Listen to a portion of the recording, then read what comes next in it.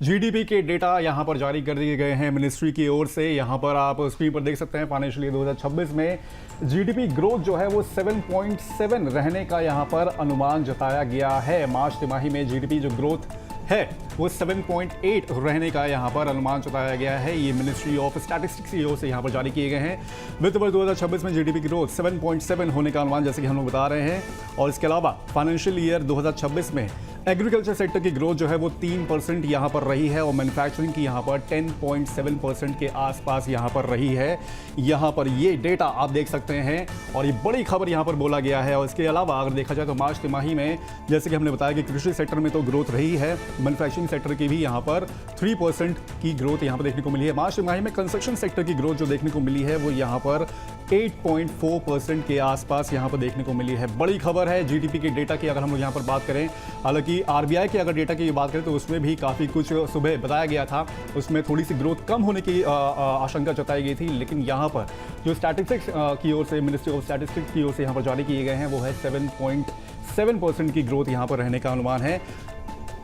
बिल्कुल। और FY26 का ये डेटा है, हम देख रहे हैं 7.7% जीडीपी के आंकड़े यहाँ पर नजर आ रहे हैं। लेकिन सुबह ही आरबीआई की तरफ से जिस तरीके का ऐलान आया, FY27 में ग्रोथ जो है थोड़ी स्लो होती हुई नजर आ सकती है, महंगाई दर थोड़ा बढ़ सकता है। इस पर आगे हमारे गेस्ट से भी चर्चा करेंगे। लेकिन इन सबके बीच हमारे साथ जो है हर्ष बहुत जल्द जुड़ने वाले हैं।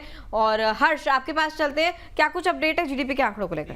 अगर आप जीडीपी के अनुमान देखिए, सबसे बड़ा कंसर्न क्या था यहाँ पे कि भाई जो मार्च का महीना वो कैसा रहेगा, लेकिन वो जो रिफ्लेक्शन है वो साफ तौर पे देखने को नहीं मिला यहाँ पर। क्योंकि हमने देखा कि सरकार ने काफी हद तक जो एब्जॉर्व किया है यहाँ पर। आंकड़ों की अगर हम लोग बात करेंगे यहाँ पर तो नंबर उम्मीद से काफी बेहतर देखने को मिले, जो एस्टिमेट थे उससे काफी बेहतर आए हैं। अगर आप देखेंगे यहाँ पर जीडीपी ग्रोथ FY26 के लिए पूरे साल के लिए अगर आप देखेंगे तो करीब करीब ये 7.7% के आसपास जो है वो रही है यहाँ पर। अगर आप मार्च तिमाही के हिसाब से देखेंगे तो वो करीब करीब यहाँ पर 7.8% के हिसाब से यहाँ पर देखने को मिल रही है।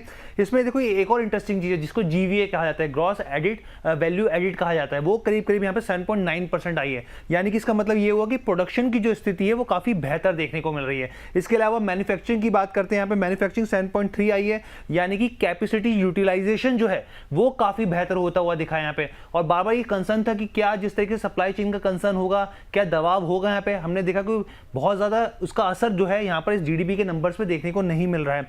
इसके अलावा अगर आप कृषि सेक्टर की तरफ जाएंगे तो ग्रोथ 3% रही है यहाँ पे। मैन्युफैक्चरिंग जो अपने आप में डबल डिजिट का जो नंबर शो कर रहा है ये बहुत कुछ कहता है यहाँ पर, तो ये नंबर काफी फेवरेबल है यहाँ पर 10% के आसपास का। इसके अलावा कंस्ट्रक्शन ग्रोथ देखें तो 8.4% की है यहाँ पर। और खासतौर पर जो जिस तरीके से जो नंबर्स हैं जो कंसर्न थे वो रिफ्लेक्शन मार्च वाला जो महीना था वो इसमें देखने को नहीं मिला यहाँ पर। और यहाँ पे अगर आप यहाँ पे बात करें GVA की, वो भी काफी बेहतर रहा है यहाँ पे। मैन्युफैक्चरिंग जो है यहाँ पर वो काफी बेहतर रही है, यानी कि ओवरऑल जो नंबर्स हैं वो साफ तौर पे बेहतर निकलते हुए दिख रहे हैं। इसके अलावा और भी जैसे जैसे नंबर आएंगे हम लोग आपके साथ शेयर करेंगे। बिल्कुल हर्ष, जैसे कि हम लोग यहाँ पर देख रहे हैं उम्मीद से बेहतर यहाँ पर ग्रोथ के अनुमान यहाँ पर आए गए हैं।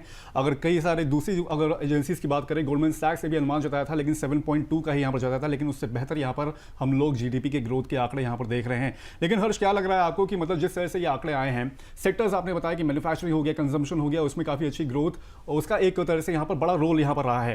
क्या लग रहा है कि आगे चल के जैसे ये अनुमान जताया गया है, आगे कैसा लग रहा है कि आपको इसकी कॉन्ट्रीब्यूशन जो होगी वो कितनी महत्वपूर्ण और होती जाएगी आगे के आने वाले महीनों में? देखिए अभिषेक, क्योंकि देखिए मैं इकोनॉमिक्स नहीं हूँ, लेकिन फिर भी मैं एक चीज़ ये कहना चाहता हूँ कि यहाँ पर स्थितियाँ जो हैं वो अभी Q3 के, अगर Q4 के हिसाब से आप देखेंगे तो वो मार्च का महीना था। यहाँ पर आखिरी महीना जो था यहाँ पे हमने देखा कि जिस तरह की स्थिति युद्ध के हिसाब से हमने देखने को मिली, लेकिन अब असली जो रिफ्लेक्शन है वो देखने को मिलेगा Q1 में।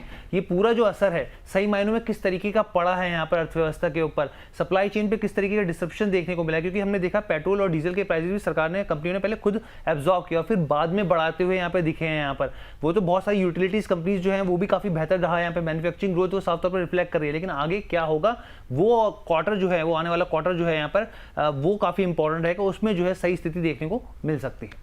चलिए, बहुत बहुत शुक्रिया हर्ष, आप हमारे साथ जुड़े और ब्रेकिंग को लेकर आपने तमाम update the. Thank you so much. अब चलेंगे अमित खरे सर और अमित सूरी सर के पास, उनसे जो है थोड़ा अपडेट लेते हैं। सबसे पहले अमित सूरी सर से मैं टिप्पणी लेना चाहूंगी। सर, ये जो जीडीपी के आंकड़े आए हैं 7.7% की ग्रोथ जो हमें नजर आ रही है, उसको तो सर सबसे पहले आप कैसे देख ही रहे हैं? इसके अलावा सुबह जो आरबीआई की तरफ से ऐलान किया गया था अगले वित्त वर्ष को लेकर, साफ तौर पर घटते हुए अनुमान थे कि 6.6 के आसपास जो है जीडीपी ग्रोथ नजर आएगी।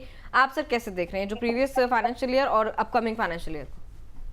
देखिए, हर जी ने जो बताया है मेरे ख्याल से मैं पूरी तरह से एग्री करता हूँ। Number one, last year sustain किया है गवर्नमेंट ने, बहुत अच्छा टाइट रोप वॉक जिसको हम लोग बोलते हैं उन्होंने करी है, और गवर्नमेंट ने कहीं ना कहीं इंडियन पॉपुलेशन को, हम सबको काफी ज्यादा इंसुलेट किया है जो भी वर्ल्ड में चल रहा है, by way of not increasing the price of the crude.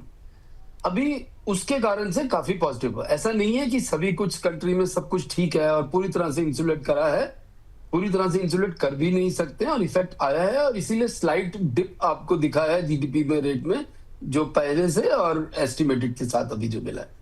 But अब फ्यूचर में देखिए बहुत सारे इसमें परम्यूटेशन कॉम्बिनेशंस हैं, इतना क्लियरली कोई नहीं कह सकता। बट एक इंपॉर्टेंट चीज ये है कि वर्ल्ड के हिसाब से हम लोग काफी बेटर हैं, क्योंकि हमारे पास इंसुलेशन हमारी गवर्नमेंट ने करी है, नंबर एक।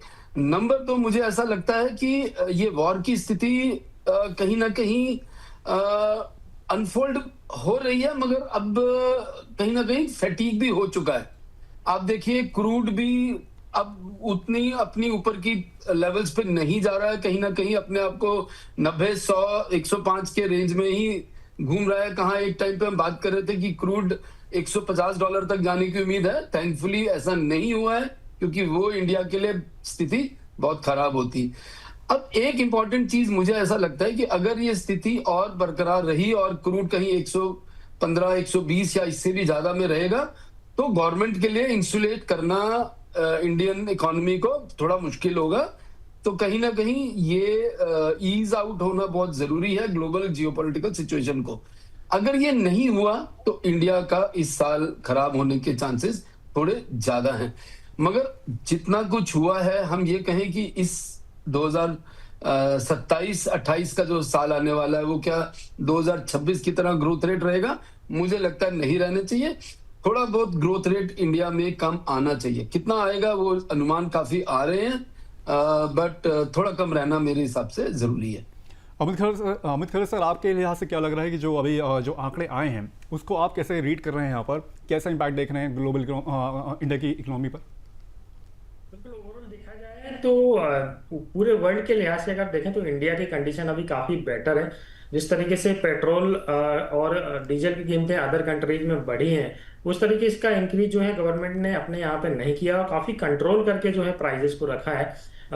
देखा जाए तो 108, जैसे मैं जयपुर रहता हूँ तो जयपुर में पेट्रोल की कीमतें 108 थी, तो अभी मोटा मोटी 3.5-4 रुपए का ही इंक्रीमेंट यहाँ पे देखने को मिला है।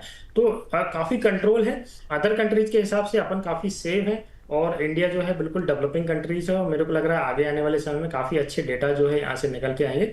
नो डाउट युद्ध की वजह से जो काफ़ी लंबा अभी चल गया, लगभग 4 से 5 महीने होने वाले हैं, उसमें कहीं ना कहीं नुकसान तो बहुत ज़्यादा हुआ है, जिसका खामियाजा ओवरऑल अराउंड द वर्ल्ड तो देखने को मिलेगा ही। इसलिए हो सकता है आगे की ग्रोथ थोड़ा सा स्लो है, जैसा कि अभी स्टेटमेंट में भी हमने मॉर्निंग में सुना था। बट देखा जाए तो मेरे को लग रहा है पूरे वर्ल्ड के लिहाज से इंडिया काफ़ी डेवलपिंग कंट्री है, और इसके जो आंकड़े आने वाले समय में आएंगे 2027 के बाद का अगर हम देखें तो वो काफ़ी बेटर हो सकते हैं। इन्वेस्टमेंट काफ़ी जा रहा है, मोदी जी काफ़ी ट्राई कर रहे हैं फॉरेन इन्वेस्टमेंट लाने के लिए। तो मेरे को लग रहा है इंडिया का भविष्य आगे आने वाले कुछ समय में, 1-8 साल को छोड़ने के बाद, काफ़ी बेहतरीन रहने वाला है। सोने चांदी का ही हमारा टॉपिक है, तो मेरे को लग रहा है आगे आने वाले समय में भाव बहुत ही अच्छे देखने को मिलेंगे। जिस तरीके से कीमतें हमने इस साल डबल होती हुई देखी है, मेरे को लग रहा है आगे आने वाले 2 से 3 साल में वापस फिर से प्राइसेज यहाँ से भी डबल हो सकते हैं। ठीक है। अच्छा, एक और एंगल से इस पर चर्चा करेंगे, इक्विटी वर्सेस गोल्ड पे।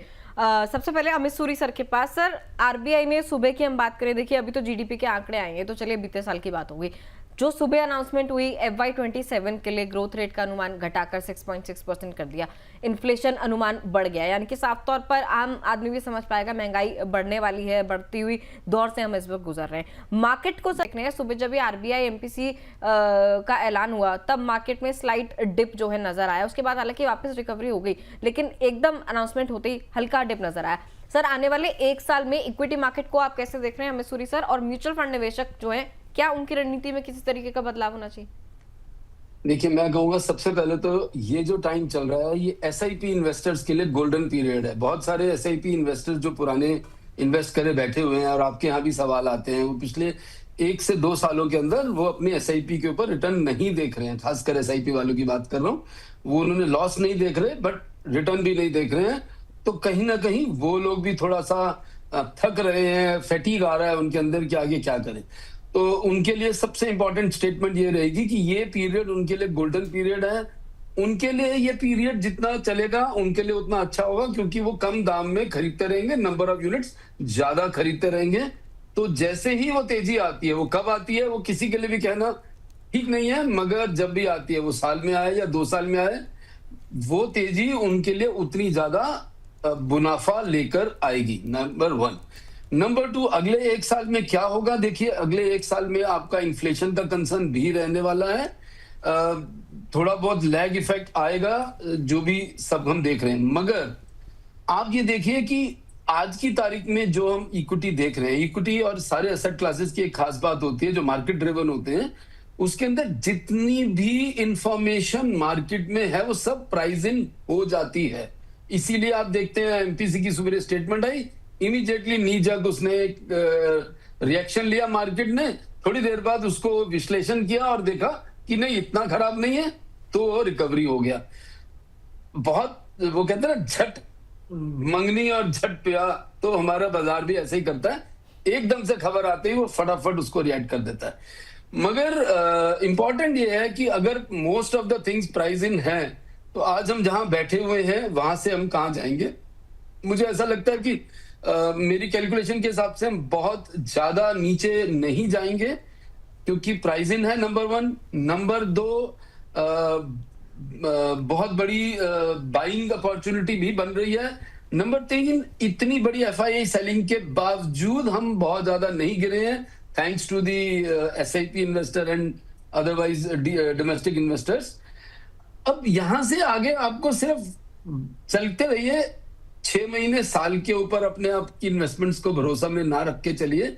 ज्यादा आपको कंक्रीट आंसर ये है कि 2 से 3 साल में मेरे हिसाब से आपको एक बहुत अच्छी रिटर्न दिखनी चाहिए इक्विटी के अंदर। आपने एक क्वेश्चन ये भी पूछा कि गोल्ड वर्सेस इक्विटी में क्या करें, तो मेरे ख्याल से गोल्ड भी अच्छा लग रहा है, मगर गोल्ड टिपिकली एक हेज का टूल है, इन्वेस्टमेंट का बहुत बड़ा टूल नहीं है। हम बार बार पिछले शोज में भी बोलते हैं कि गोल्ड आपके पोर्टफोलियो में 10 से 15% का रोल ज्यादा बेटर अटेन करेगा। फर्क यह है कि गोल्ड जब 15-25% गिरता है तो उस टाइम पे न्यूज इतनी बड़ी लाल लाल नहीं आती है कि इतना बड़ा गिर गया, लोग उतना नहीं घबराते हैं। लोगों का बिहेवियर गोल्ड के लिए और इक्विटी के लिए काफी फर्क है। गोल्ड अगर 1 साल 2 साल रिटर्न नहीं देता है तो लोग नहीं घबराते हैं, इक्विटी में घबरा जाते हैं। उसके बहुत सारे कारण हैं, हमारा भी बार बार उनको याद दिलाते हैं ऐसा हो रहा है, उससे भी लोग घबराते हैं। तो आपको as a long term investor gold की एलोकेशन को अपने पोर्टफोलियो में 10 से 15% तक रखनी चाहिए मेरे हिसाब से।